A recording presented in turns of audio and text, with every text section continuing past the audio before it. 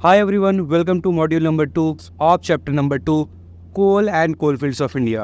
ये elements of technology volume 1 पे based module है और इस मॉड्यूल नंबर 2 में हम लोग डिस्कस करेंगे band and constituents of coal, grades of coal, analysis of coal and coal formation time. सबसे पहले डिस्कस करते हैं band and constituent of coal. Band and constituent of coal का मतलब कोयले में पाए जाने वाले पतले लेयर्स ऑफ रॉक, उन्हें कहा जाता है बैंड एंड कंस्टिट्यूएंट्स।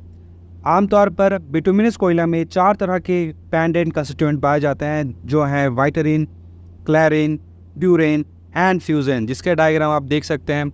ये है वाइटरिन लेयर जो कोयला में पाया जाता है। ये 4 तरह के लेयर्स हैं जो एक बिटुमिनस कोयला में आमतौर पर देखे जा सकते हैं। बात करें अगर वाइटरिन लेयर की, वाइटरिन बैंड एंड कंस्टिट्यूएंट की, तो इसका जो टेक्सचर होता है वो विट्रस होता है, यानी ग्लासी टेक्सचर होता है। कुछ इस तरह से आपको दिखाई देगा ये लेयर। हाई क्वालिटी कोल में ये पाया जाता है। ये जो रॉक है ये फ्राइबल होता है, ब्राइट लेयर्स होता है, काफ़ी चमकदार और ये लेयर्स होते हैं और ये क्लीन टू टच होता है।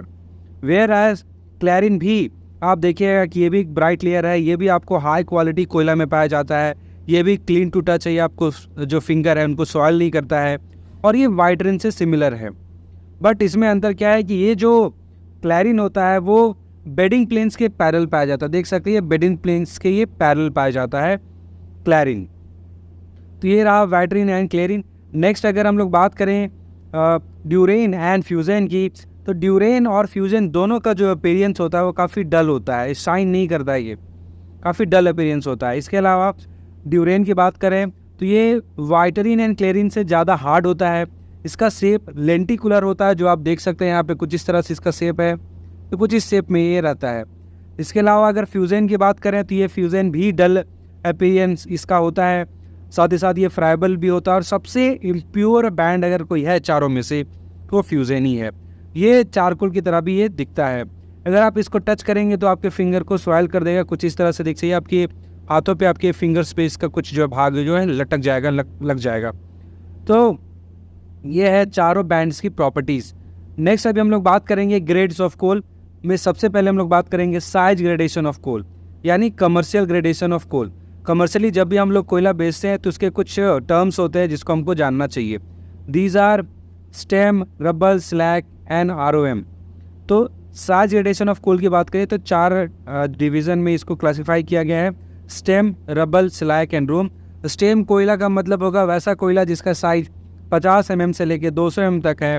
रबल कोल का मतलब ऐसा कोयला जिसका साइज 25 mm से लेकर 50 mm तक है। स्लैग कोयला का मतलब होगा वैसा कोयला जिसका साइज 0 से 25 mm के बीच में है। और R.O.M यानी रन ऑफ माइंस कोयला का मतलब होता है अनस्क्रीन कोयला से कोई साइज नहीं होता है। तो ये हुआ size gradation of coal. Next अभी हम लोग बात करेंगे ग्रेड्स ऑफ कोल में coking and non coking coal के बारे में। तो जब भी किसी कोयला को बिना हवा के संपर्क के 600 डिग्री के तापमान तक किसी कोयला को गर्म किया जाता है और गर्म करने के बाद लास्ट में एक पोरस पदार्थ बच जाता है, तो उस पदार्थ को हम लोग कहेंगे कोक। ये एक पोरस सॉलिड रेसिड्यू है जो कुछ खास टाइप के कोयलों को अगर आप 600 डिग्री के तापमान तक गर्म करते हैं बिना हवा के संपर्क में, तो इस तरह का पदार्थ बच जाता है, इसे कहा जाता है कोक। वैसे कोयला जो ये कोक बना पाए उसे कहेंगे कोकिंग कोल, और वैसा कोयला जो कोक नहीं बना पाता है उसे कहेंगे नॉन कोकिंग कोल। तो ये हुआ coking and non coking coal के बारे में। अगर कोयला को आधार पे हम लोग कोक बनाने के आधार पे बांटे तो यहाँ पे 3 तरह के कोयला हो सकते हैं। वैसा कोयला जो कोक बनाता हो उसको बोलेंगे कोकिंग कोल। वैसा कोयला जो कोक तो बनाता है बट बहुत ही कम कोक बनाता हो तो उसे कहा जाएगा सेमी कोकिंग कोल। और वैसा कोयला जो कोक बनाता ही नहीं है उसे कहेंगे non coking coal. Coking coal का अगेन फिर उसका क्लासिफिकेशन किया गया है मिनिस्ट्री ऑफ कोल के द्वारा। इसका जो क्लासिफिकेशन किया गया है 8 टाइप में किया गया है, स्टील ग्रेड 1 से लेके वासे ग्रेड 6 तक। तो इसका जो क्लासिफिकेशन किया गया है इसमें कितना एस परसेंटेज है, कितना राख है, उसके प्रतिशत की मात्रा पे इसका क्लासिफिकेशन किया गया है। सेमी कोकिंग कोल का जो क्लासिफिकेशन है एस प्लस मॉइस्चर कंटेंट के बेसिस पे किया गया है। और नॉन कोकिंग कोल का क्लासिफिकेशन G1 से G17 में जीसीपी के आधार पे किया गया। जीसीपी का मतलब होता है ग्रॉस कैलोरीफिक वैल्यू। और ये जिसे भी हम लोग एक इंस्ट्रूमेंट से पता करते हैं किसी कोयला का, उस इंस्ट्रूमेंट का नाम है बॉम कैलोरीमीटर। तो देखते हैं मिनिस्ट्री ऑफ कोल का नोटिफिकेशन। तो आप यहाँ पे देख सकते हैं ये मिनिस्ट्री ऑफ कोल का ही नोटिफिकेशन, इसमें उन्होंने मेंशन किया है कि जो नॉन कोकिंग कोल का जो ग्रेडेशन है, कोल ग्रेड्स है, वो किसके आधार पे बनाया गया है? ग्रॉस कैलोरिफिक वैल्यू के आधार पे। इसके अलावा जो ग्रेडेशन है कोकिंग कोयला का, वो किसके आधार पे बनाया गया है? ऐश के कंटेंट के ऊपर, ऐश के परसेंटेज के ऊपर। उसी तरह सेमी कोकिंग कोल या वीकली कोकिंग कोल का जो साइज ग्रेडेशन किया गया है, कोल ग्रेडेशन किया गया है सॉरी, वो किया गया है on the basis of ash plus moisture content. सबसे पहले अगर बात करें कोकिंग कोल के ग्रेड्स की, तो कोकिंग कोल को 8 ग्रेड में डिवाइड किया गया है। स्टील ग्रेड 1, स्टील ग्रेड 2, वासी ग्रेड 1, वासी ग्रेड 2, वासी ग्रेड 3, वासी ग्रेड 4, वासी ग्रेड 5 एंड वासी ग्रेड 6। 2 स्टील ग्रेड है, बाकी जो 6 हैं ग्रेड वो वासी ग्रेड के हैं। ये टोटल 8 ग्रेड होते हैं कोकिंग कोल के। इनका जो क्लासिफिकेशन किया गया है ऐश कंटेंट के आधार पे किया गया कि कोयला में कितना % ऐश पाया जा रहा है। तो अगर किसी कोयला में, किसी कोकिंग कोल में 15 से ज़्यादा % नहीं है ऐश, तो स्टील ग्रेड 1 का होगा कोयला। अगर 15 से ज़्यादा है पर 18 से ज़्यादा नहीं है तो स्टील ग्रेड 2। 18 से ज़्यादा है % ऐश का पर 21 से ज़्यादा नहीं है तो वासी ग्रेड 1। सिमिलरली जो है वासी ग्रेड 6 तक यहाँ पे क्लासिफिकेशन किया गया बेस्ड ऑन द ऐश %। वासी ग्रेड 6 कोयला वह कोयला होगा इसमें ऐश का % 42% से तो ज़्यादा है लेकिन 49% से ज़्यादा नहीं है। उसी तरह नेक्स्ट हम लोग क्लासिफिकेशन डिस्कस करेंगे सेमी कोकिंग कोल की। तो यहाँ पर देख सकते हैं कि सेमी कोकिंग कोल या वीकली कोकिंग कोल का जो क्लासिफिकेशन किया गया है वो ऐश प्लस मॉइस्चर कंटेंट के ऊपर किया गया है, यानी ऐश और मॉइस्चर दोनों को जोड़ने पे जो वैल्यू आएगा उसके आधार पे सेमी कोकिंग कोल का क्लासिफिकेशन किया गया है 2 ग्रेड्स में। पहला है सेमी कोकिंग कोल ग्रेड 1, दूसरा है सेमी कोकिंग कोल ग्रेड 2। अगर ऐश प्लस मॉइस्चर कंटेंट 19% से ज़्यादा नहीं है तो वो होगा सेमी कोकिंग कोल ग्रेड 1। अगर 19% से ज़्यादा है लेकिन 24% से ज़्यादा नहीं है तो वो होगा सेमी कोकिंग कोल ग्रेड 2। तो ये होगा coking and semi coking coal की क्लासिफिकेशन के बारे में। नेक्स्ट हम लोग बात करते हैं नॉन कोकिंग कोल का ग्रेड्स। देखिए इसके टोटल जो ग्रेड्स हैं नॉन कोकिंग कोल के वो 17 ग्रेड्स हैं, स्टार्टिंग फ्रॉम G1 और ये एंड होता है G17 तक। तो जो GCP होता है, GCP के आधार पे ये जो है नॉन कोकिंग कोल का ग्रेड्स जो है बताया गया है। और GCP का जो यूनिट होता है वो होता है किलो कैलोरी पर केजी, यानी ये किलो अगर आप कोयला को जलाते हैं तो कितना किलो कैलोरी हीट रिलीज होता है, इसके आधार पे जो है नॉन कोकिंग कोल का ग्रेड क्लासीफाई किया गया है। वैसा नॉन कोकिंग कोल जिसका जो GCP वैल्यू है वो 7000 से ज़्यादा है तो उसे G1 कहा जाएगा। 6700 से ज़्यादा है लेकिन 7000 से ज़्यादा नहीं है तो G2। सिमिलरली इसी तरह से क्लासिफिकेशन होते होते ये जाता है G17 तक, जहाँ पर जो GCP का जो वैल्यू है वो 2200 से तो ज़्यादा है लेकिन 2500 से ज़्यादा नहीं है, तो उसे हम लोग क्या बोलेंगे कि G17 ग्रेड का कोयला है। नेक्स्ट अभी हम लोग बात करेंगे कोल फॉर्मेशन टाइम, यानी कोयला की उत्पत्ति किस समय पे हुई थी।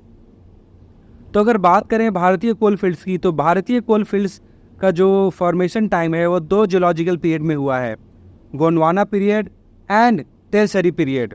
गोंडवाना पीरियड जो है वो पर्मियन का ही एक सब पीरियड है, पर्मियन पीरियड का एक सब पीरियड है जिसे हम लोग बोलते हैं गोंडवाना पीरियड।